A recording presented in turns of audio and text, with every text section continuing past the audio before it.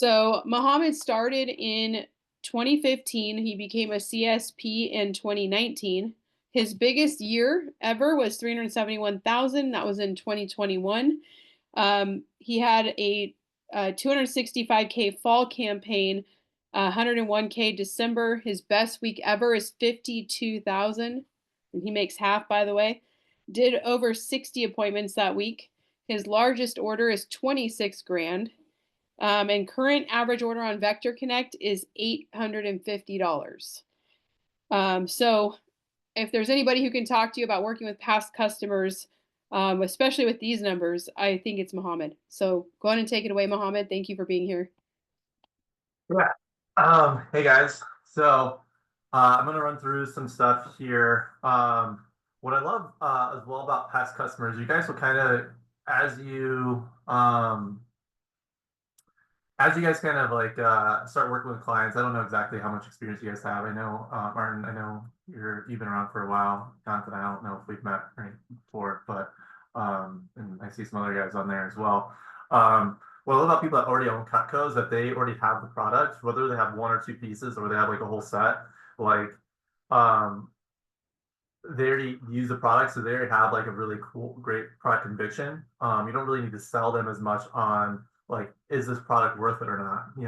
A lot of times these guys see new customers at the booth. They come up, they weren't really thinking about knives in general, and then you got to convince them like, hey, these are really great. Past customers are just a lot easier. You still got to convince them to spend some money with it, but at least they have that experience to know like, hey, these are actually really good products. So just kind of working with them and seeing what works in uh, their budget basically. So I'm gonna break it down kind of section by section with here. We'll go through all of it, and at the end, if you guys have any questions, just write them down and let me know, and we'll kind of go from there. And so with the beginning, it's basically you got the introduction. It's like, hey, how's it going? By the way, I'm going to paraphrase a little bit just because I'm not really good at like reading 100% word for word. When you guys are doing these scripts, obviously it's really important to follow it as close as possible, but then also just know that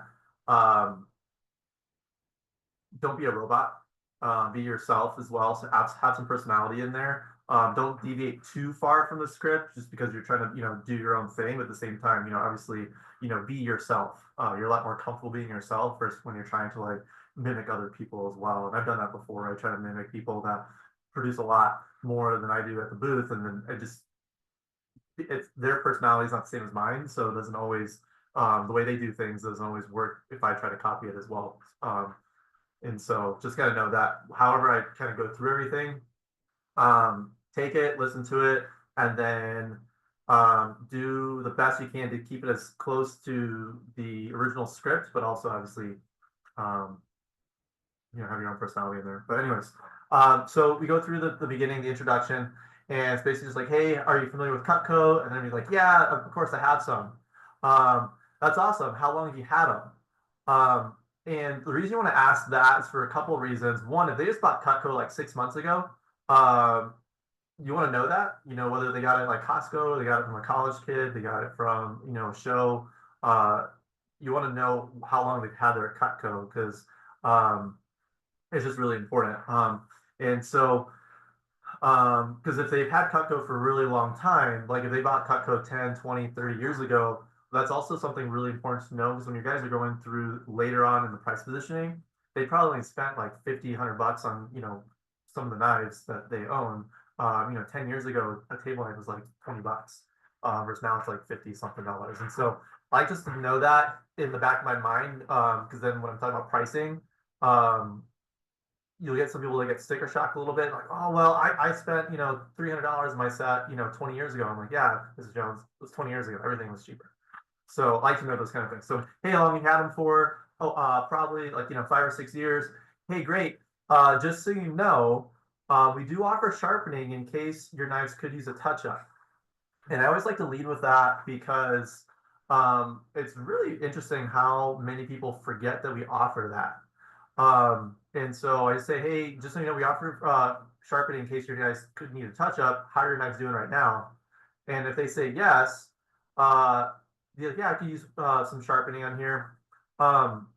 one little change I would make personally is that I like to qualify the leads a little bit right before I get them. So like they said, yeah, I could use some sharpening. I always like to figure out, we already know that they bought their Cutco 5, 6 years ago, so maybe they have a rep, maybe not. The next question I ask, like, hey, yeah, I can definitely help you out with that. Just so I can get you the best, offer you guys the best service. Like, where do you guys live? I like to know those really quick because if you guys are doing a show, depending where you guys live, you might not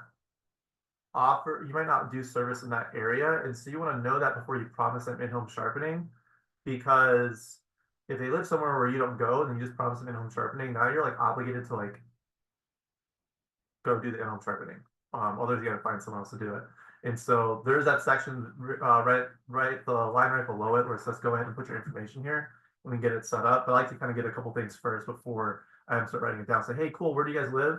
Awesome. Well, here are a couple different options for the sharpenings. The first one is our most popular option, and we do local service for you. And with our local sharpening, we kind of explain the service events. If you guys are doing sharpening events, or if you're not doing sharpening events, then don't say that. Just say, hey, we do local service for you. I can come out to the house, get them sharpened for you, or we can mail them to the factory as well, and give them their different options. So I just want to add that in there really quick, just so you guys have that option. And also just to clarify as well, if they bought their Cutco recently, I also will ask, like, hey, do you have anyone that regularly sharpens your knives?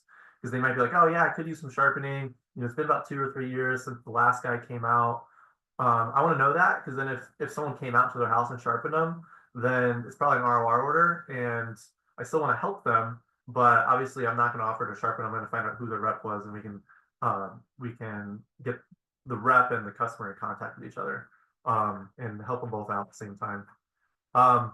So that's just one quick thing on there. But you grab their information, get it set up, and say, hey, by the way, my name's Mohammed. Introduce yourself.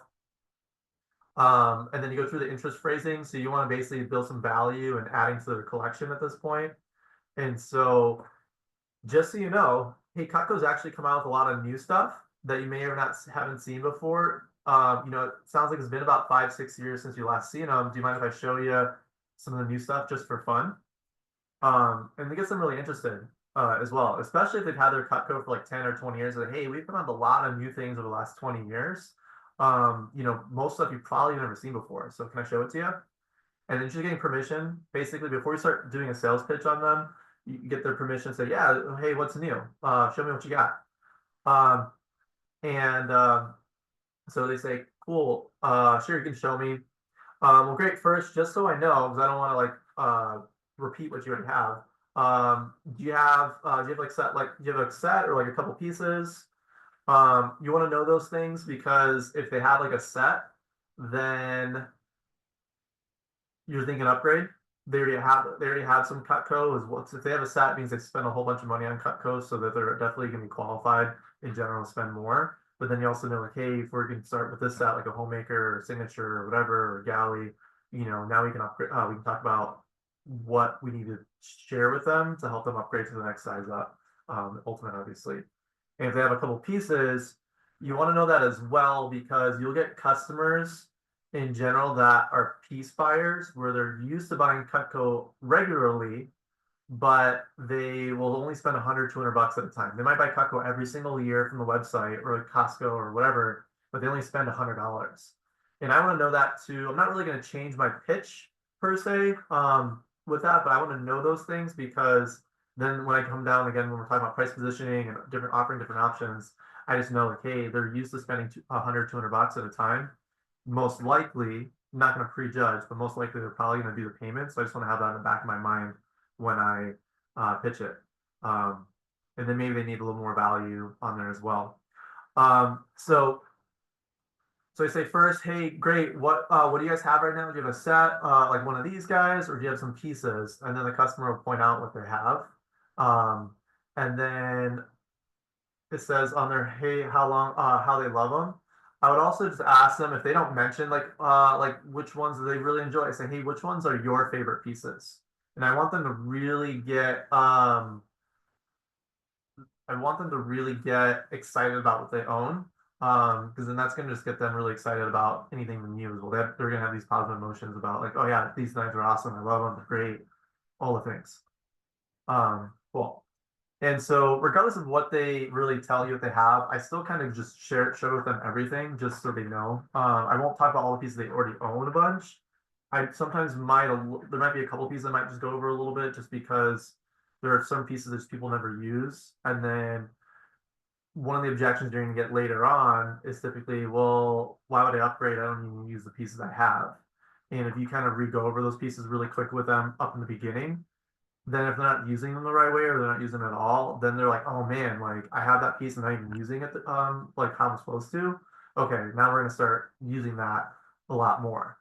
Um, and so that's why you still want to go over all of them, regardless of what they own, and just kind of make sure you cover all your bases. So I'm just like, hey, awesome. Hey, just so you guys know, everything you see here when you're pointing at the homemaker section, this is what we've had since the 1940s.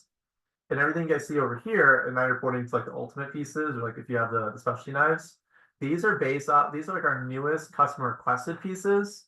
And these are based off customers writing us letters and emails requesting we make these knives. So these are our newest and most requested pieces. So these are over here, and you can go back and you can point, like these are the homemaker pieces, which are like the OG ones. These are the ones that most people usually have, or some combination of what you grew up with. And then these are like our newest and going back to the ultimate, these are like our newest customer requested pieces. So then you kind of build value in why we have all the new pieces, because people ask us to make them. And then my first one I always typically will lead with is like the 4-inch paring knife. You want to run through this section really quick too. Just from experience in general as well, you don't need to sell them on like every single. I mean, obviously we're not going to go over all the knives in the ultimate during the section, but there's a couple that you definitely really want to nail that will make or break whether you're going to want to get an ultimate or not. And these are a couple of the pieces on there that are really popular, but so I'll go over them with you right here. So we have the 4-inch paring knife, and I just say, hey. So we have this one right here, which is a 4-inch paring knife. A lot of people have, and I always pull up the 2-inch. A lot of people already have this knife, and then they'll be like, "Oh yeah, I love that one. That's great." I'm like, I know, of course, it's awesome. But have you ever found that basically it's ever like too small? Have you ever cut like a small fruit and veggie? And they're like, "Oh yeah," and then like that's why exactly. So that's why we have the 4-inch paring knife, because it's just a lot better. Um, and then you can go over the Hardy slicer. That one's another really popular one. I'd say, hey, Mr. Jones is like our barbecue knife, brisket, tri-tip, fish, bones, meats. I always crack a joke here. Me personally, I'm just like, it cuts pretty much everything except coconuts. So if you just need a knife to cut stuff, like grab this one. And then usually laugh, haha, all that kind of stuff. The cheese knife, you guys already know that one. The whole keep it from sticking. The raw meat boning knife. This is a really important one. You guys want to nail down because everyone. It's really interesting that this is a really popular knife that comes in a lot of other sets that doesn't come in the homemaker set. And so if you're doing any type of barbecue and grilling, like just like, hey, Mr. Jones, here's a barbecue knife. If you're butterflying your chicken, taking the fat off the meat, the silver skin, flaying, like you just need a good, if you're doing any type of barbecue, and this is the one. So I'll slow down on that one because the barbecue knives I find are typically the ones that definitely really help sell the ultimate, and that's one of the ones in there. We have the veggie knife. It's our veggie cleaver. This is basically like your vegetable cleaver, Mrs. Jones. So if you're doing like butternut squash, acorn squash, all those guys, big yellow onions, carrots, oregano. And then I also build value with this one. It doesn't say it here in the script, but I also build value in why I think people need more than one chopping knife. I just throw out there like, hey, Mrs. Jones, like, have you guys ever had to like fight over knives in the kitchen?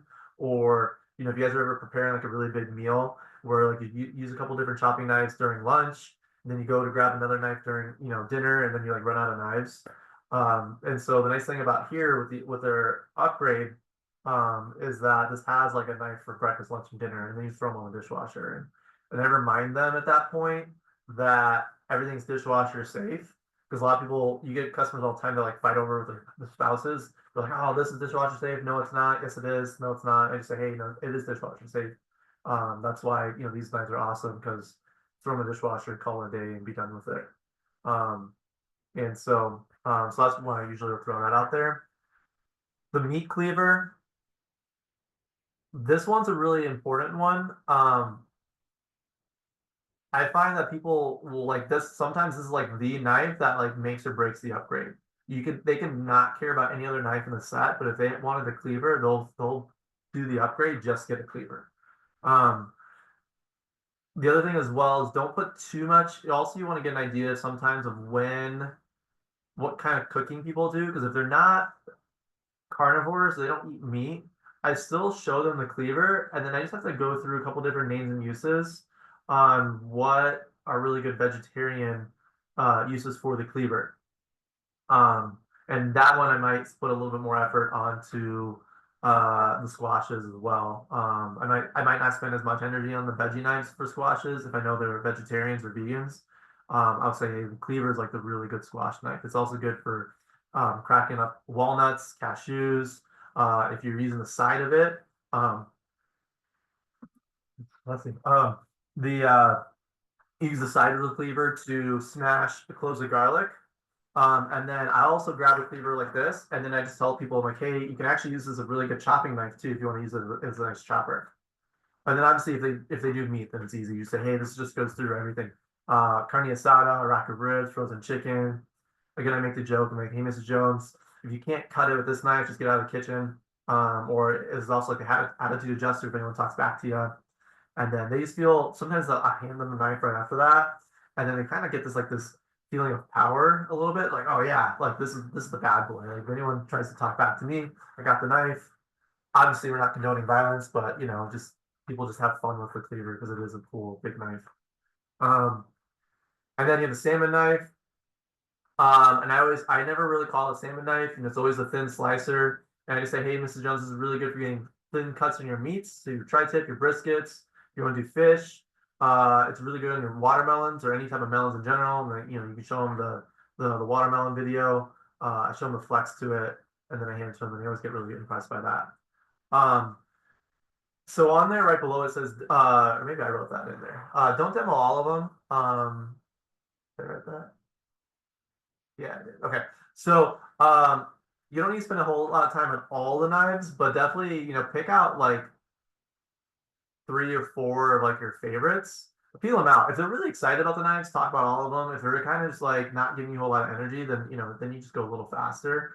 But I always like to make sure the paring knife, the veggie knife, boning knife, and the cleaver are like the ones that like really help sell. If you have to like skip something, I'm not gonna say you have to always skip like go off script like that, but those 3 or 4 knives, however many it was, those are the ones that I feel like really help sell the ultimate on there. But yeah. So you just show them all that stuff. And then also we also do make our flatware, cookware, plus some other gadgets and accessories. Um, just so you know, Mrs. Jones, we're not just a knife company. And so I'll actually say this right before I tell them about the flatware, cookware, and everything like that. I say, hey, by the way, Mrs. Jones, so we're transitioning a little bit. So that's the new knives in there. And then from there, we talk about the rest of the stuff that aren't knives. So we transition, say, hey, by the way, kind of just so you know, as well, Mr. Jones, we actually are like a full-blown kitchen company. Kind of like how Starbucks is really known for their coffee. We're really known for our knives, but as you guys can see, and you can point to like the rest of the booth, as you can see, we do make a lot of other stuff for the kitchen as well. So we do make our flatware, we have some cookware, we have gadgets and accessories. We're kind of a one-stop shop. Where it's all American made, it's all guaranteed forever. It all matches as well. And then just so you know, we do have a couple specials here at the show today. And do you mind if I show you some of those? What I typically would do this section, by the way, as well, is I say, hey, just so you know, so I make a small little change here with this sentence. Instead of saying, just so you guys know, we do have a couple specials here at the show. I say, hey, just so you know, and I like to build value in the event, in why they should buy today. And you can make up whatever reason it is. It doesn't need to be like a super amazing reason. Just say, hey, Mrs. Jones, just because this is my birthday month, we're doing some really cool specials. Just because it's the largest home and garden show we do in the spring, here's some specials. Just kind of figure out like a good reason to like give them a good deal. is really where we're at here. Because it's the XYZ reason, we're here at this event. We're doing exclusive specials just for this event. And do you mind if I show you what some of those are? And then, obviously if you're saying, hey, just because this is an event, we're doing exclusive specials that, that you're not gonna see anywhere else, people will hopefully, pique their interest and be like, yeah, sure, what kind of specials do we have? What kind of specials do you guys have? And well, we do have a couple. The first one and our most popular one is our upgrade program. And that's when you pull up the upgrade brochure. And I just say this is what actually most people are taking advantage of this one, just because and you kind of explain, why the upgrade is really great. And so which you already kind of did earlier. So you say we have so basically what we do is we take you for what you currently have. We provide those 9 new the 9 customer classic pieces I showed you earlier. And then we get you a couple extra steak knives, and then we get you a larger block, and we just put it all together. It's the best overall value, and if you want, I can show you how the upgrade works. And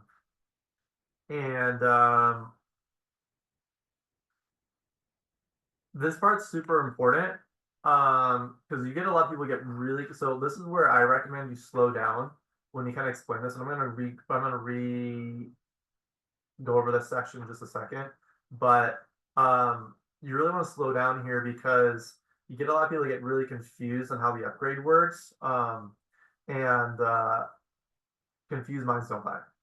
So I'm gonna kind of repeat it again, go over it one more time. And so, like I said, you want to slow down. I say, hey, so basically, we have a couple. Our most popular one that like everyone's taking advantage of right now is just basically our upgrade special. And what we do is we basically take you from the pieces that you have. So you already have those pieces right here. We get you those the 9. We get you a larger block. I actually like to say you get the larger block first because I feel like it just makes a lot more sense than when we get the bigger knives. What we do is we get you the larger block. We get you, and then we add in those new pieces that I showed you to fill in all the holes. And then we get you a couple extra steak knives, and then maybe some scissors too, because most people need scissors. And so when I say we get you like the block, I feel like that helps kind of explain that we're taking the knives from their old set and then moving into the larger block, and we get you the new pieces. A lot of times people think the upgrade, they think they're trading in their old pieces. So that's why I slow down and I say, hey, we'll buy you the block, we'll move your old knives into the larger block, and then we fill in the holes with all the new stuff I just showed you like 2 minutes ago. And then we get you some extra steak knives. And then you show the pricing. And so what's great about the upgrade special right here, Mr. Jones, is if you didn't have any Cutco, like the complete set, before you do this, actually, what I have in here is I always say, hey, by the way, Mr. Jones, do you remember how much you paid for your Cutco back when you bought it? And I like to kind of have them like think about it, like, oh yeah, I spent like $1,000. It's always like $1,000. Like no matter what set they get, they're always just like, oh yeah, I spent like $1,000. I'm like, yeah. So, and that was like 20 years ago. So I mean, our stuff's definitely gone up in price now. But let me show you what the special is. And so, if you were to buy this set now from Cutco and piece it all out, like the total retail value of this set's like $4,500, whatever the ultimate costs. When you buy it as a package, since you guys already own like half the pieces, we're not going to have you pay $4,500 for a whole new set. What we're going to do is we're actually going to subtract the value of the knives you have. So you have these guys right here, and these knives actually, if you go on our website, it's like $1,700, whatever it is. And then we subtract it from the set, and then we just charge for the difference to go from the small set to the bigger set, which is this much right here. And then, or if you want to, you can also split up on our easy pay option, and it's this much, over 5 months. How does that sound? And then you kind of pause, see what the reaction is. Usually they'll make some sort of excuse, whatever like that, and say, hey, no worries. Totally agree with them. They understand, like, hey, I totally get it. I'm sure you didn't wake up and say, hey, let's go buy some knives today. So you can have a joke and laugh about it. And they're like, yeah, I totally get that. So hey, let me ask you this. If you did decide to do the upgrade, would you use most of the pieces in it or not really? So I kind of feel them out of it, and they'll be like, oh yeah, I definitely would use all of them. Or, no, I definitely wouldn't use them.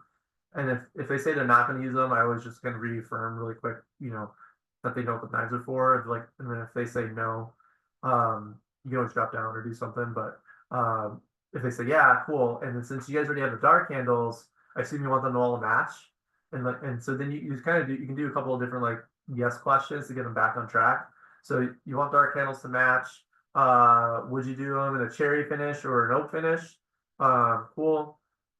And then if you were to do it, like, are you the type of person that just gets it done and over with and just rips the band-aid off, just pay for it in full? Or would you take advantage of the easy pay? Um, and then they'll kind of tell you that as well. And if they say yes, then just write the order, high five them, have a party, do all the things. If they say, hey, no, um, be like, hey, no problem, I totally get it. Like it definitely is a lot of money. Well, if you're open, if it's something you think about you would do, in the near future, can I show you what I'm doing for my customers today? Here at the event. And then and throw in some free gadgets. So hey, let me ask you this. Do you guys ever use any of these guys right here? You can show them the gadgets, that kind of stuff. I kind of point to them and I say, well, hey, a lot of people, they'll go to the store, they spend 10, 20 bucks on a can opener, ice cream peeler. Next thing you know, you have 7 of them in your drawers, and then 20 of these and 20 of those. Cool. Well, just so you know, this normally goes for, like 70 bucks, whatever like those pieces are. And so this one goes for this much, this one goes for that one. I'll tell you what, if you guys do want to go ahead and get the set, this isn't like a Cutco special. I could make sure tell people that, like, this isn't like a Cutco deal. This is like something I want to do personally for you. So I would actually buy these for you. Um, and those would be like my free gifts to you. What do you think? And then you close the deal or you drop down. Um, And if they're dropping down, you can drop down. I just ask them. You can qualify them a little bit. The different questions that you have on there. But you guys know how to drop down, so I hope you guys do. Um, but that's pretty much it. And if they want to drop down, just drop down to a smaller set. Throw them different options. One option that I always recommend is a builder set. Hey, if you guys know that you guys are going to think you're going to do this eventually, what we can do is we can get you the block, because the blocks are the most expensive part of the set, anyways. So we get you the block, and then we just fill in with a couple holes, or a couple knives now, and then you can always fill the rest in later.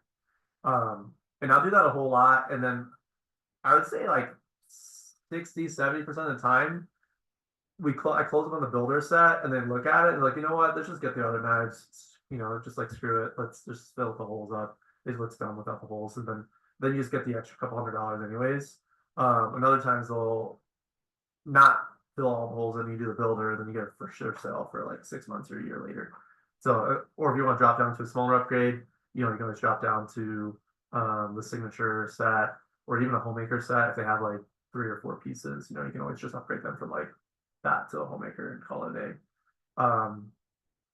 And or to sell them a 5-piece companion block. The last thing you can do as well, if they don't want the larger block, they already have a homemaker or galley set, then do a 5-piece special in a gourmet block and say, hey, Mr. Jones, we have a really cool companion set.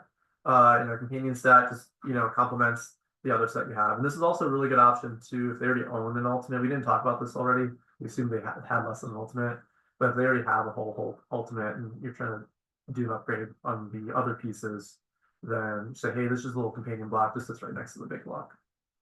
But that's pretty much it. Top to the bottom. I don't know if you guys have any questions on that. Awesome. I really enjoyed that a lot actually. Thank you for that. Anybody have any questions for Mohammed about the past customer approach or any verbiage or um, any of the whys behind some of the phrasing that we use?